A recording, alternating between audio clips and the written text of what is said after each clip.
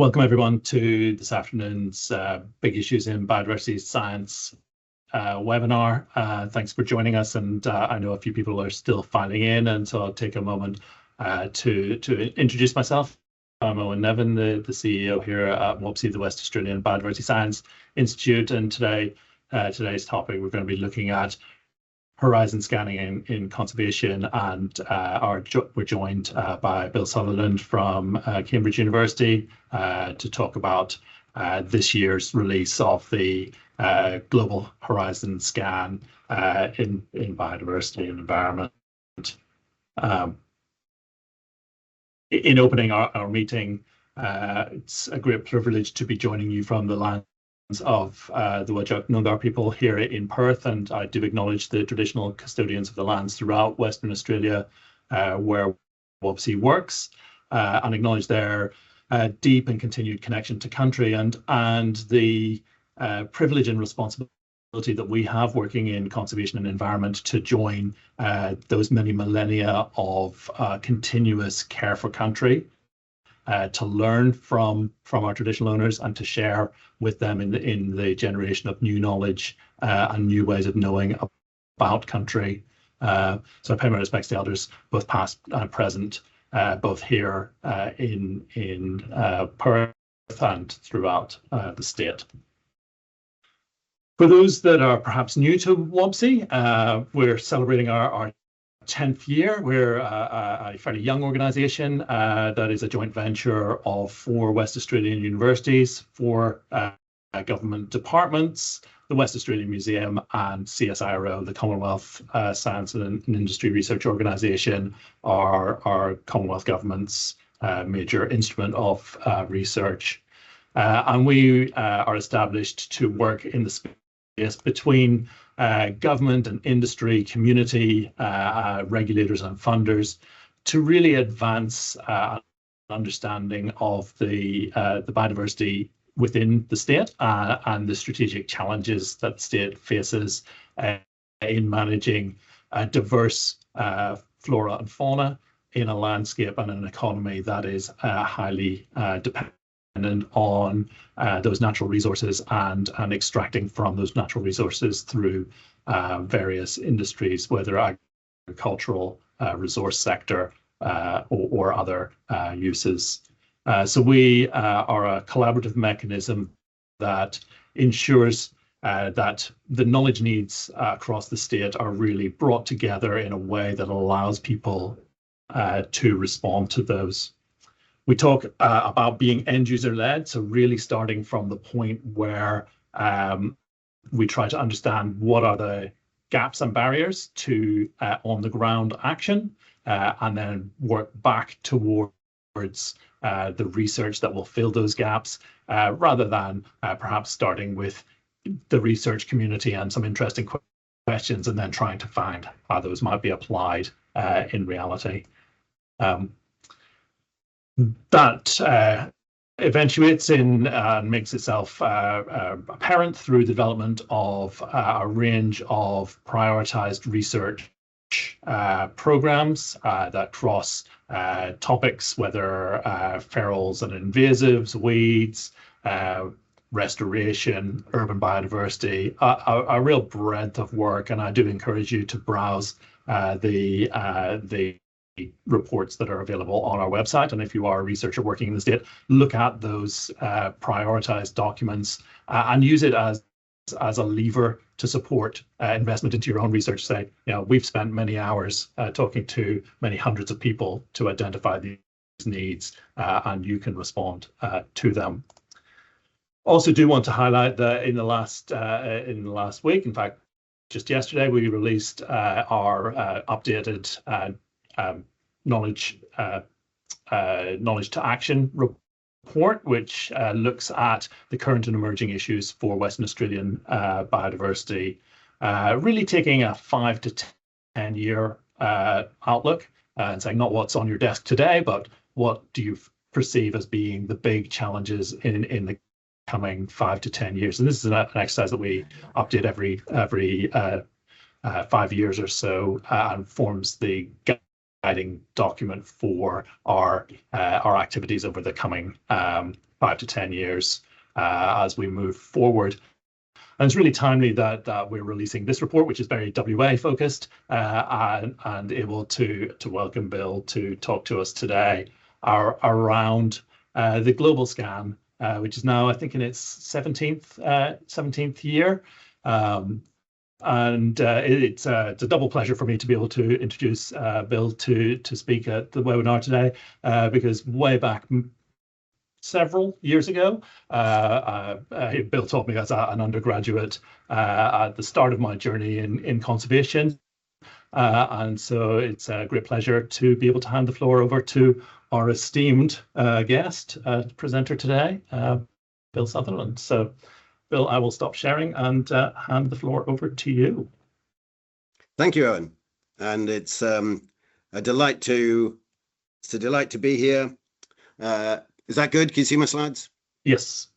Yeah, good. So it's wonderful to be here, and it's good to see you again, Owen. Good days in the past.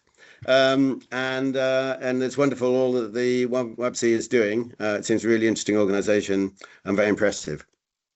So what I've been asked to do is talk about horizon scanning, and what I'm going to do is I'm going to talk about the principles of horizon scanning and some of the examples of successful horizon scanning, what we've actually learned from doing this, and then talk about the horizon scan that came out a couple of months ago from our annual horizon scan.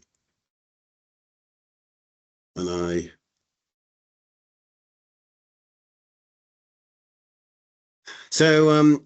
I got interested in this after George Bush, in his 2006 State of the Union address, announced this big push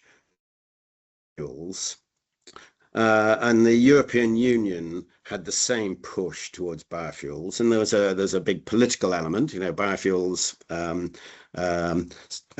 provided, the producing soya in Iowa is a very politically important thing to do because of the way that American elections work. But there's this big push towards biofuels, and I was struck that we hadn't really thought about the consequences of this. And you can see, biofuels are clearly a good thing to do. And then here you can see some swamp peat forest in Kalimantan that's been cleared, and the peat is being drained in order to grow oil palm for biofuels, because that's a good thing for the environment to reduce greenhouse gases. That it seemed that we should have been well prepared for this political change. We should have had the science in place beforehand. So when this announcement came, we could make a much more informed decision than we were actually able to do. And it struck to me that this is a general problem, that we tend to do conservation by sort of driving forward, but looking in the back mirror. We're always looking at what's happened rather than saying, what is it that's coming ahead? So we thought it'd be interesting to say, well, what actually might be coming up in the future? So we set up this process of horizon scan. As Owen said, the first one we did in 2009 and published it in 2010. And TREE is very kindly published. In fact, we break almost all the rules for TREE, and we've basically got our own section in TREE. But they like it, and we like publishing there. It works very well. So this was the list of issues we came up with in 2009, and we also then asked various organisations.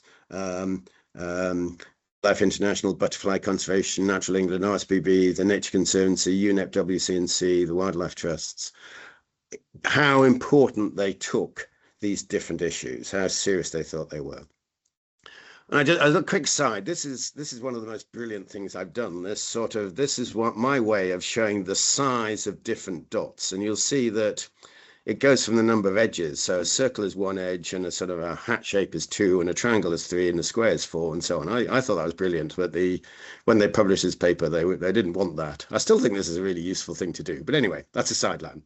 But this is the list of issues we came up with: microplastic pollution, nanosilver in wastewater, synthetic meat, artificial life, stratospheric aerosols being used to sort of cool the planet, promotion of biochar, using your phone to collect data, the problems of the oceans being deoxygenized, changes in denitrifying bacteria at high latitudes, high latitude volcanism, invasive lionfish, movement across the Arctic as it warms, moving species in relation to climate change, the impact of REDD on non-forested systems, and people, some countries acquiring large amounts of land in other countries. So these are the issues we came up with. And then, so 10 years later, we thought, is this process effective? Does it actually seem to produce something? Are we generating issues that we didn't really know about in the past? So one of those issues you'll see is high latitude volcanism. And this is the idea that as it gets warmer and the ice layers become thinner, then there's evidence from the geological past we're more likely to have volcanoes. And about 2 weeks after we published our paper, this was the volcano in Iceland, if you remember that, which shut down a lot of flights in Northern Europe. And this is just a coincidence, but we felt terribly smug about it. And lots of people said, "Oh, you didn't predict that," and we said, "Oh, yes, we did." So that's kind of a coincidence, but that's a nice coincidence. But we looked at, for the different issues we came up with, what is the evidence from the literature and from the internet of these issues increasing? And you can see that they vary. Some of them have really taken off. Microplastic pollutions, for example, artificial life have really taken off. Others have had, like trans-Arctic dispersal, much less of an effect. And so this summarizes these. This summarizes whether or not they seem to change in importance. But the really important thing I'd like you to look at is the first column with numbers in. That is, we asked the heads of the main organizations in 2010 whether or not they'd heard of these issues. So microplastic pollution in 2010, 23% of organizations, this is chief scientists or CEOs, had heard of it. So 3/4 of people had not heard of microplastics. Synthetic meat, half of people hadn't heard of it.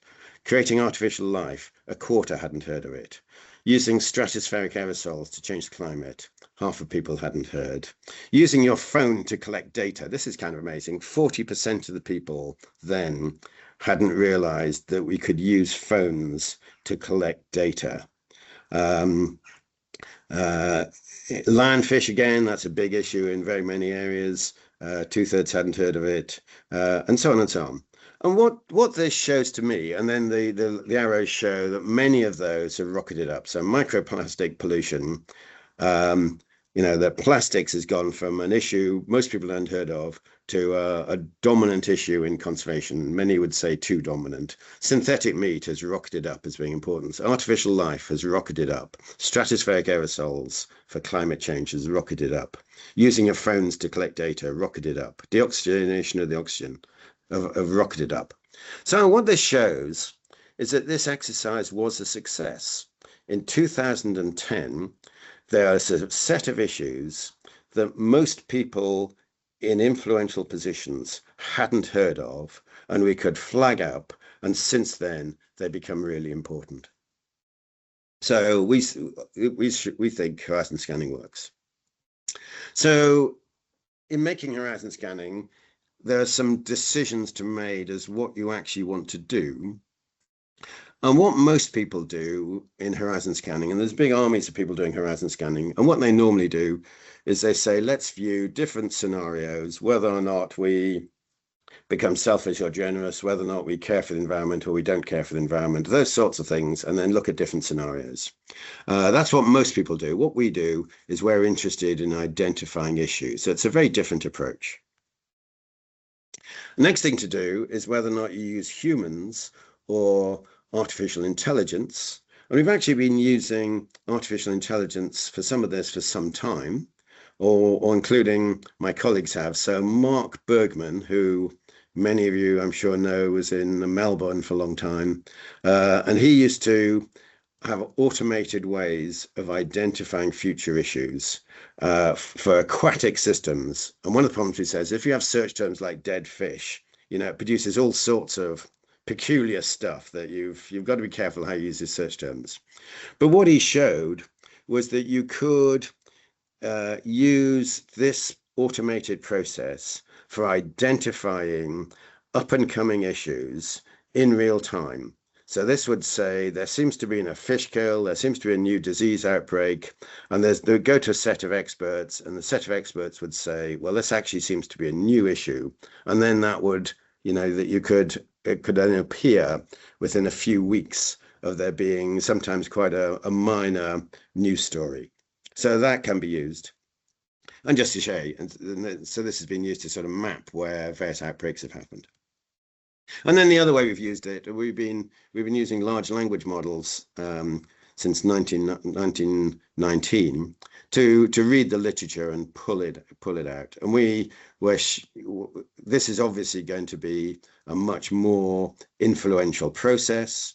In our last Horizon scan, we told people not to use artificial intelligence, but we discovered that people had, and there were some hallucinations in there.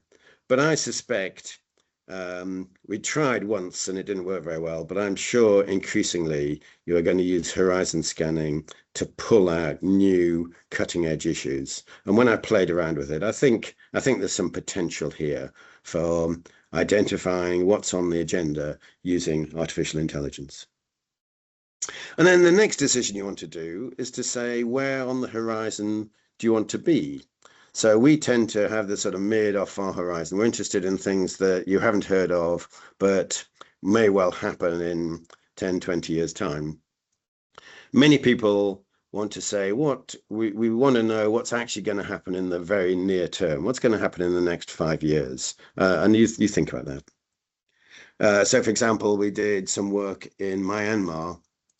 And they were interested in quite short-term changes because the world was in such unstable conditions. And then the next issue is there's kind of two very different approaches. One approach is you can say, well, what are all the horizon scanning issues that are possible in quite a narrow area? Or let's identify specific issues on the horizon. And so we did a horizon scan on shorebirds, and we said, well, let's look at all the possible threats to shorebirds. And so here's a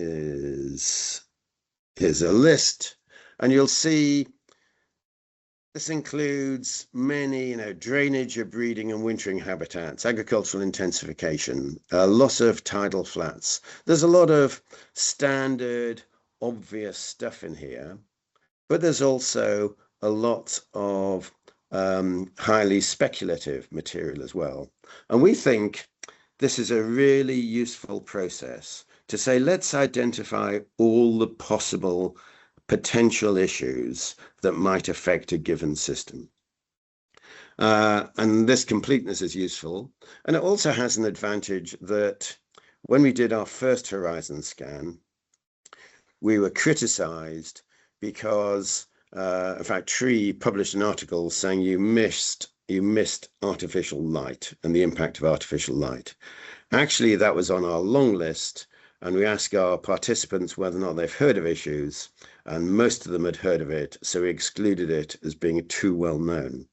So you have the problem that people think you've missed issues, but we actually said, well, we think most people know about that. We're looking for things that are less well known. With this process, you just include everything, and it's comprehensive.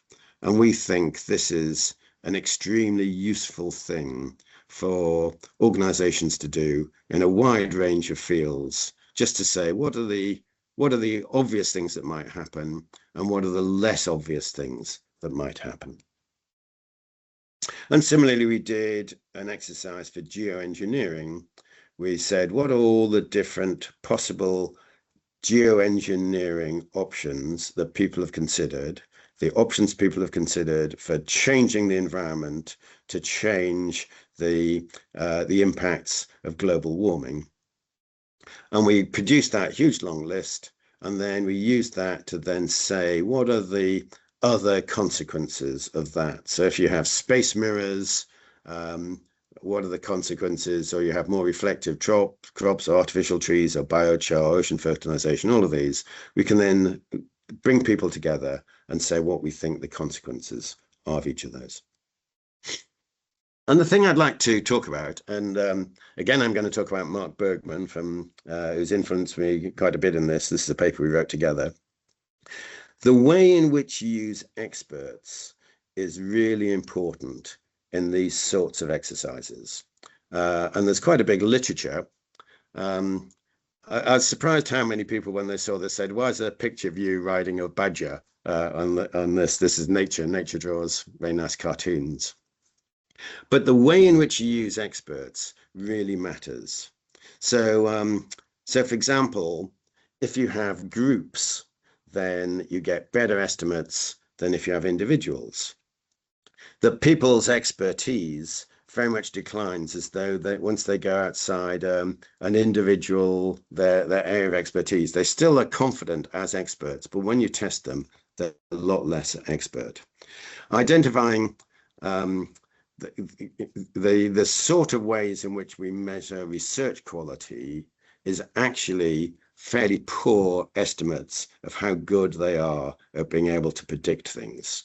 So often you're buying credibility, but if you present people with the right information, the full information, and then say make a judgment, then it is very difficult to work out who will make the right judgment and who won't. And very often experts have a lot of baggage, that their ideas they thought of or ideas they've been working on, and so they'll often overweight different bits of evidence and be less likely to be right. There's a couple of studies showing if you have diverse groups, you're more likely to get better answers than if kind of everybody's much the same. This is a really interesting one, that studies show that there are confident people. It's clear the answer is this, and they carry the weight in a discussion. And there are other people that say, well, I'm not really sure, it could be this or it could be this. And I think for this reason, it could possibly be this. But overall, putting things together, I think this second one's more likely. Those people are completely unconvincing. They're useless at converting a group of people compared to it's obvious the answer is this. But those less confident people are more likely to be right. And a lot of the skill is to make sure that you don't let dominant, confident people dominate the decision. You can improve people's skills by seeing how good they are answering other things. You can train them so they're better. And that given short-term problems, people are very good at working out what the answer is. But for longer-term problems, experts are much less good. This is for political change and economic change and environmental change.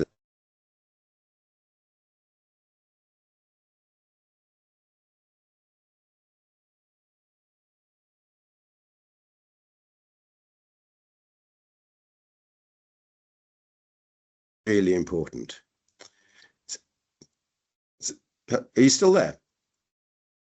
We are. You're just breaking up a little bit, Yep. Bill. So, yep, we'll persist. Okay. Yes.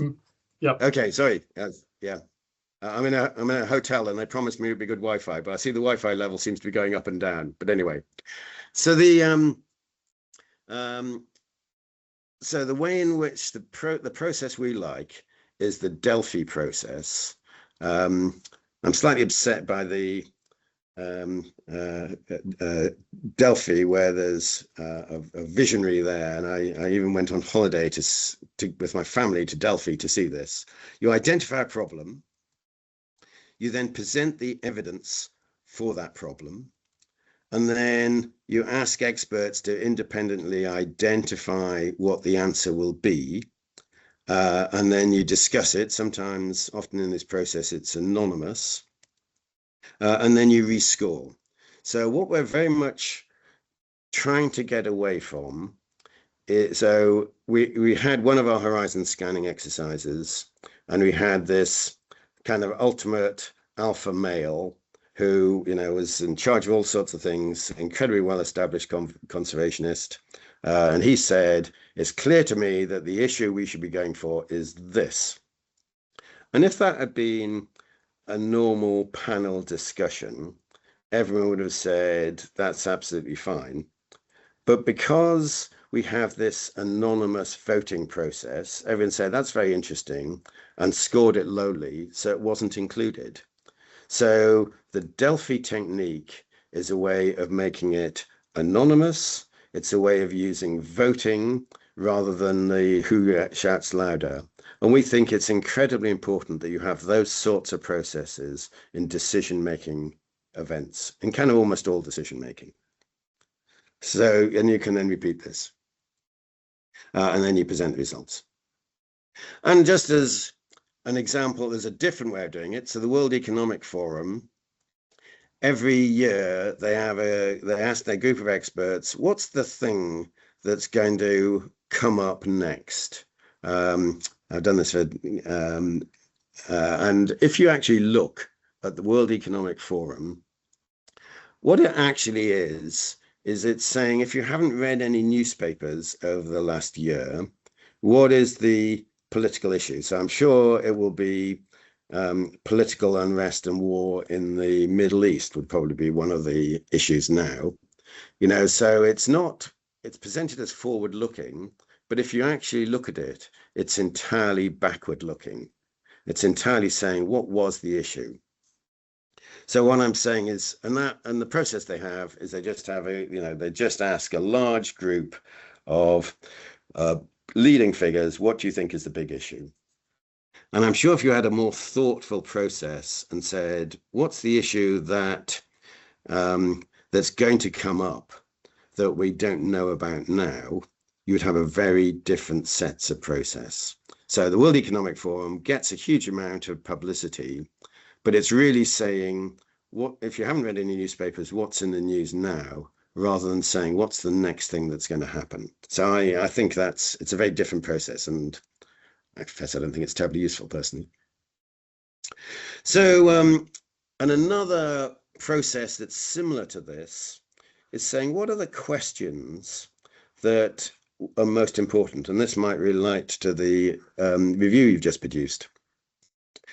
We say to people, what are the questions that, if answered, would make difference to the target community? So often we say, what are the questions that, if answered, would make most difference to policymakers in a given area? And we've done a number of these on global conservation, Antarctica, global agriculture, UK food security, and those sorts of things. So this is one we did on Antarctica. We had a group of 70 Antarctic experts identifying a set of issues. I think we came up with a list of 80 issues, 80 questions that were the most important questions, and then prioritize these in 6 main areas. But this provided a set of specific questions as could be answered. And then this led to what the necessary research requirements were. And this was done quite some time ago. This was done in 2014. And there's a meeting this year in which this is still the dominant piece of research that's affecting the way in which Antarctic science is being developed. So it can be a very influential process. And just the other thing I want to say is that a lot of the literature isn't in English, and we ignore this. So we've asked where the biodiversity literature is, and 35% of it is not in English. So trying to find what's going on in the global world is an important thing to do. And there's a separate exercise. So what I'm doing here is I'm saying there's a number of different things you could do. and they all have slightly different functions, and it's useful to think about what those different possibilities are. Something I'm a bit obsessed by is what are the actions that we could carry out for conservation. And the process we have is called intervention scanning or solution scanning. So here we looked at the issue of bycatch of seabirds, and we said, what are all the possible options for dealing with bycatch of seabirds? And the reason we think this is important is we did a study of people that were studying predators, birds that were being influenced by, affected by predators, and the different things you could do. And that we discovered they'd only heard of 65% of them. So 45% of the possible actions they hadn't heard of. So it's like having blinkers when you're going into a policy area and only thinking of a certain number of options. So we think the first thing to do if you're thinking of some new conservation actions is you start off by saying, what are all the possible solutions? What are all the different things you could do? And in my experience, this is almost never done. So one of the questions I ask policymakers is, what's being done? What do people in Japan do here? To sort of say, have you actually thought about whether there are different policy options for dealing with a given problem? And then you can say, well, many of these are politically unacceptable or impractical, but you start off with the long list of possible options. And we think this is really important. Okay, so then what about our process of horizon scanning? We use the Delphi technique. We have a large group of people, and we've discovered we have people whose job it is to do horizon scanning. But actually, we've discovered that they're no better than people who are experts in particular areas, like Mark Spalding on the left is a global expert on coral reefs and mangroves, and is a very thoughtful marine biologist. The person behind him is a journalist. So there's a whole set of people with very different sets of expertise, some of whom work for large organizations and can search for information through their large organizations. So the process we have is we identify the approach and who we're going to invite. We then ask each participant to submit issues and have a text of a couple of hundred words with 2 to 3 references explaining why that issue is new and why it's important. And then we independently score all of those issues as to how suitable they are for our final list. We then shortlist those, and we have a process just to make sure we haven't missed anything. We call it squealing, just in case there's something silly that we really should have included and haven't. And then we then we then meet, and when we meet, this process is done anonymously. Again, we want to avoid thinking, oh yes, this is Mary's issue here, or Mary getting involved. So it's anonymous, and the person who put the issue forward cannot be in the first 3 people that talk about it. And we assign 2 people to go and do some research on each of these topics. And so normally when a topic comes up, there's our 2 referees that have thought about it. There's often 1 or 2 experts on that topic in the room. And normally when we're assigning who the referees are, rather surprisingly, we don't give it to the people that know about that area. We give it to people for whom it's afresh. So we have our referees, people who kind of already have some expertise in that area, the person who originally suggested it. So we can have a rich discussion. And then people listen to that discussion and then score how suitable they think it is. And that's a Delphi process. And we convert those into ranks and use the median rank. And again, the reason we do that is we want to avoid the impact of particular individuals.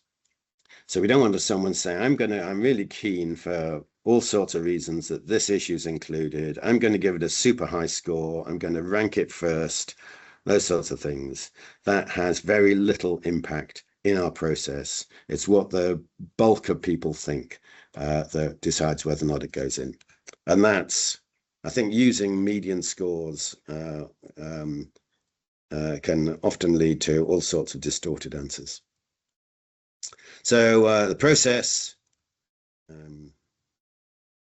think I just described that. So what actually came up in our Horizon scan earlier this year? Each year we come up with 15 issues. The first one is tiny machine learning. These gadgets not connected to the internet that you can use in remote areas, but then can use language models to do things like identify bird song or identify chemicals.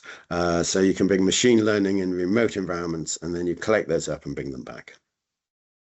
There's a problem with chips using huge amounts of power, and now there are optical chips that seem to be sort of fast and efficient. There's the idea of digital twins, that you create an alternative universe on your computer and then predict how that's going to respond to, say, political changes or environmental changes by having a very detailed equivalent in existence. And that some people differ. Many people think this is a fantasy, and that you just get lost in that complexity and you can't do it. And there's also concerns that it might actually lead to distortions in the way in which people think, but it's an interesting approach. And then, as we've seen in Ukraine, that fiber optic drones becoming a major source of pollution on battlefields and likely to take a long time to clear up.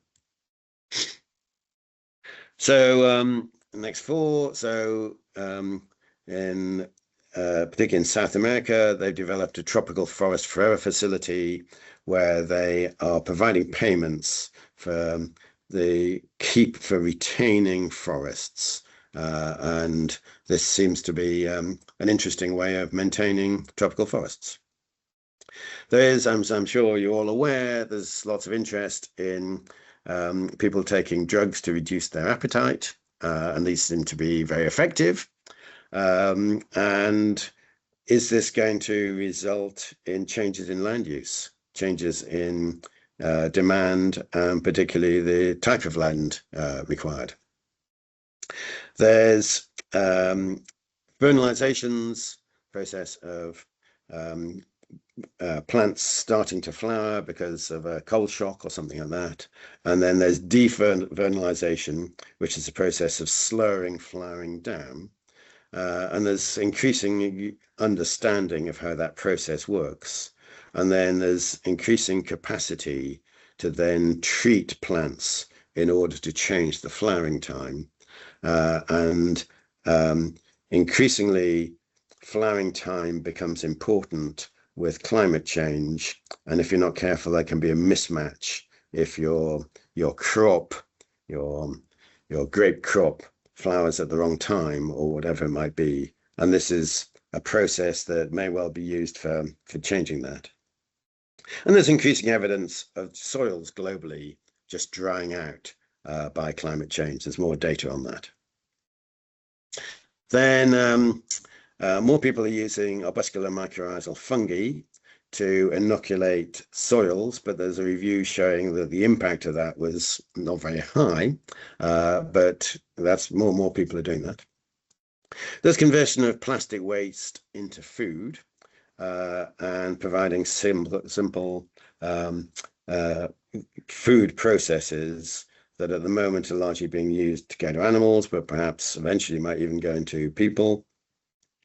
First bits of evidence showing that seaweeds are declining at scale, and predictions with temperature changes that's going to be an increasing problem. And seaweeds, we kind of ignore seaweeds, but they cover the same area as our coral reefs and coastal habitats, wetland habitats. So there are large areas of seaweeds in the world. There's data showing that the upper layers of the oceans are getting darker, so there's less light penetration and what the consequences of that might be. And then the Southern Ocean seems to be, as there's changes in salinity and temperature with global warming, that's having all sorts of unpredicted effects. So just want to say good luck with your strategy and good luck with everything everyone is doing in Australia.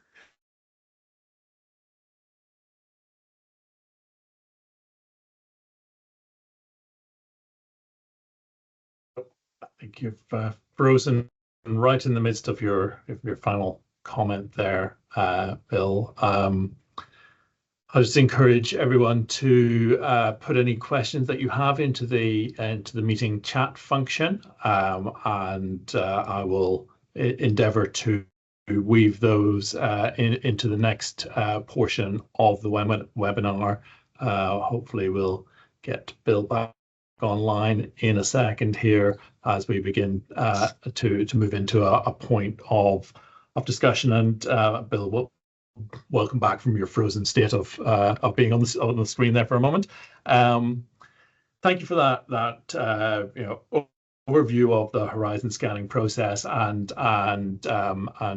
outlining the issues that have come up in this year's horizon scan. And it was good to see some of the impact that you can track in the scan over the years. I suppose one opening question from me would be, as you've done this over a number of years, are there themes that have emerged that have been particularly surprising that have then eventuated into being issues that have been addressed or are being addressed?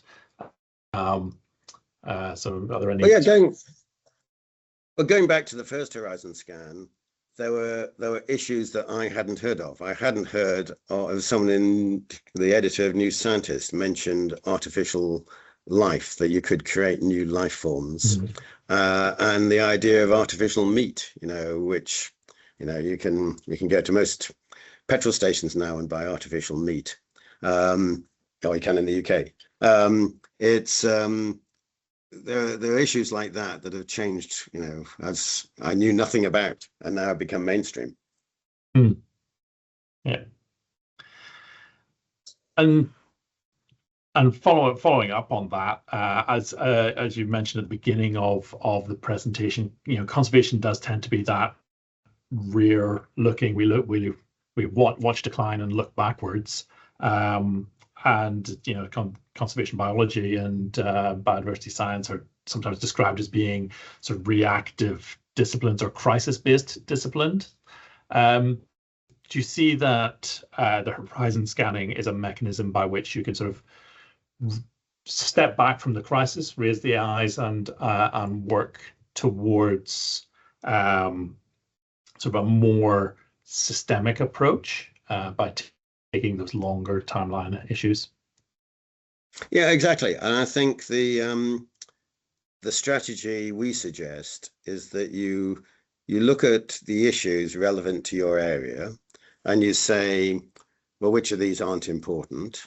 And then for those that are important, you then say, what's the likely development? And how does that rate of development relate to the speed with which we need to prepare? So if this is something like the volcanism, happens, it didn't happen a minute ago, it's just happened. You have to be well prepared for that beforehand. But many of these other things are going to happen reasonably slowly. And you might well say, well, actually, if there is evidence that this is happening, well, we can then start putting the research in place and the policy in place. What you really want to think about are what are the things that might happen relatively fast for which you're not sufficiently prepared, and if they happen, there would be serious consequences. And that's when you need to think about whether or not you need to do something. Mm. So I guess a lot of horizon scanning, you can say, well, that's interesting, but we needn't bother because we'll get enough warning.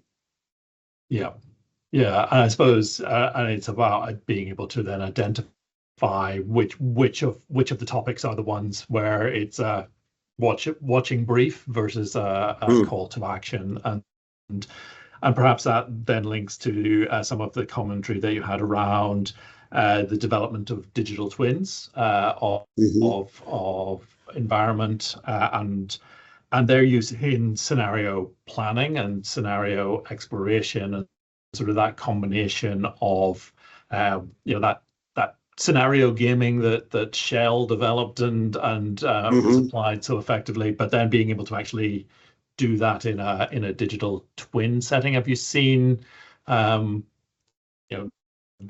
ability to combine different approaches and tools as useful? I think there's a lot of talk about that, and there's a lot of talk about the scenario analysis, saying what, if we move into this sort of world, what are the things we have to do? And I think, and that is a very useful thing to do. So, if there was a reduction in funding, or there's a political change to do this, what should the world be like? And that is very useful. And IPCC, for example, uses those sorts of scenarios very effectively. In terms of linking those to the digital twins, I've yet to see, and there may well be examples, I've yet to see an example of that which has been particularly influential.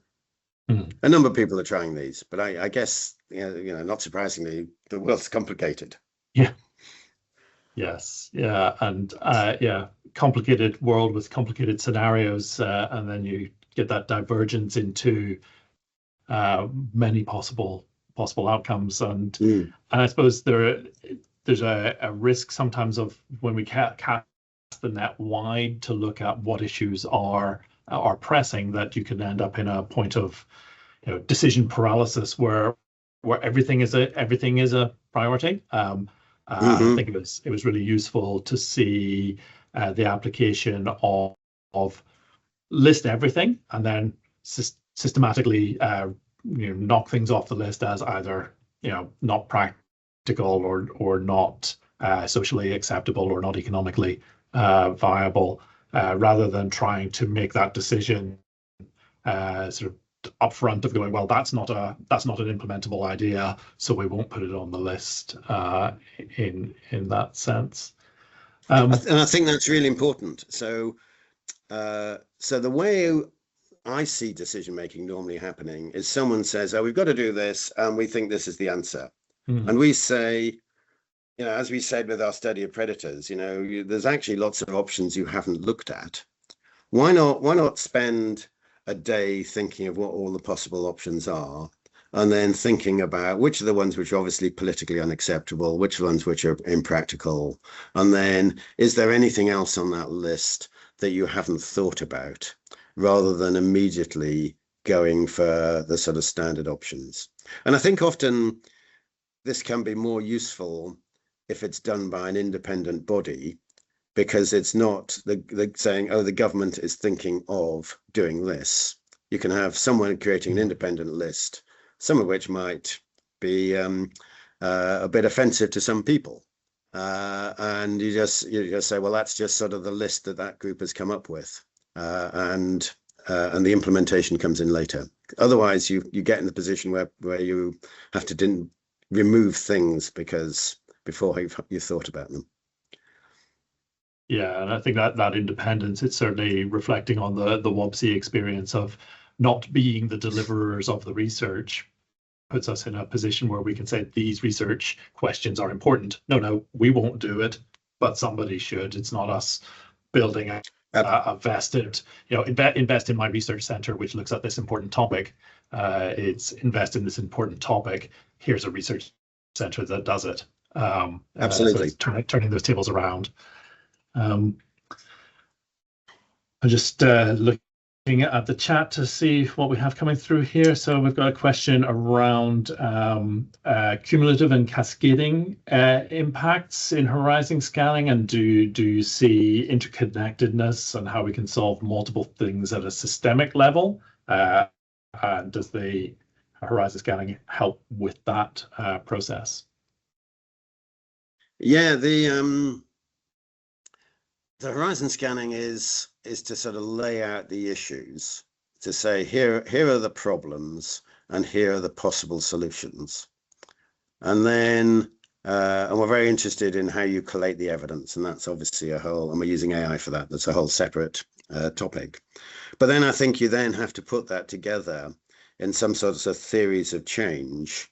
And that in that theory of change, you then have your cascading problems and your cascading solutions, and you need to put the evidence in that. And indisputably, we need to work out the complexity of the situation and the interrelationship between those, and understand that, and then have a theory of change saying, well, if you pull these handles, it is likely that this change would take place. But a very, very interesting point. Yeah. And I think that linkage of the complexity and the wicked problems, where there's multiple outcomes to changing one of the settings, and being able to have the theory of change that allows you to perform the thought experiment of, well, if we change this, what are the likely outcomes, and then be able to move into implementing that. Well, I am going to just share a screen which has a link to our feedback survey to give people a chance to use that QR code to link to a follow-up survey. We like to ensure that our webinar topics and delivery are meeting the needs of our participants. And before we move off from this one, and thank Bill for his presentation today, provide you the chance to link to that. And can I just apologise for, it seems as though I'm in Northern Ireland, and I contacted the hotel I'm staying at about this talk, and I said, oh yeah, there's a good web link. But it seemed that it disintegrated. It went from 4 bars to 1 bar during my talk. So I hope that wasn't too bad, but I apologise. I think there were some issues. I apologise for that. I think it flowed smoothly through most of it. We had a couple of little hiccups along the way, but none of any great duration. So good. Okay. It worked well, and having spent much of my career living in regional settings, having an unstable internet connection is a consequence of being in the regions. Yes. So thank you, Bill, for joining us today and for the presentation. It's been a really interesting journey through the process of doing the horizon scan, the outcomes, and the utility of that. It's been a really useful session. For those that want to, the recording of today's webinar will be added to our YouTube link. It's on our link on the WABSI website. It's the easiest way to get to it. And all of our past webinars are there for people to browse at their leisure. We'll be continuing with the series through this year. We'll have quarterly webinars. So watch the website for an announcement of our next session. And with that, we will draw today to a close. Thank you all for joining us, and thank you once again, Bill. Thank you very much, and thanks for the interesting discussion. Thanks. Bye. Bye.